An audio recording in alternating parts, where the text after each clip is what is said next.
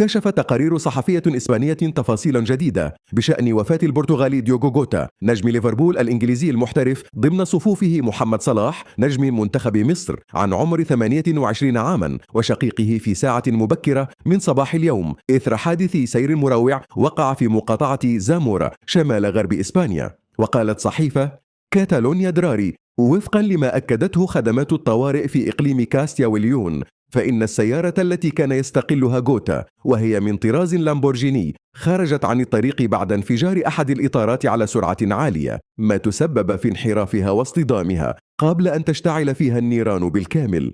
وأضافت الصحيفة وقعت المأساة حوالي الساعة 12:45 صباحا. كانت السيارة متجهة نحو غاليسيا عند الكيلومتر 65 فقد السائق السيطرة. تشير التحقيقات الأولية إلى عطل في أحد الإطارات ربما يكون هذا هو سبب انحراف السيارة عن الطريق.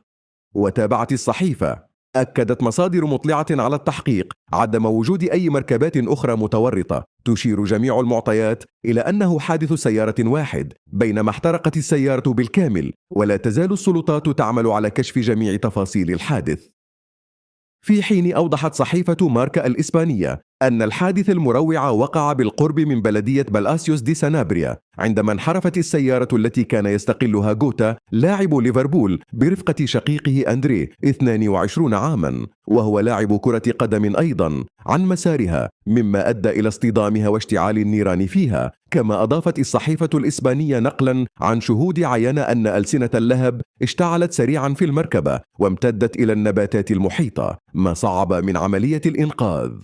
وقد هز هذا الحادث المأساوي الشارع الرياضي العالمي كما حظي الشقيقان جوتا بتعاطف ملايين جماهير كرة القدم.